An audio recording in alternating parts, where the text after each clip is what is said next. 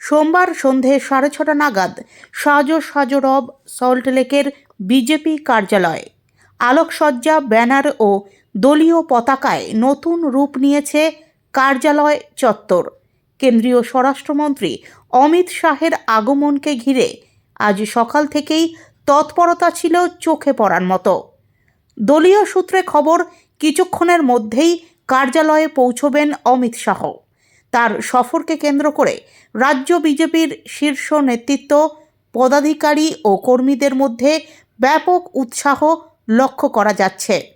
নিরাপত্তা ব্যবস্থা জোরদার করা হয়েছে।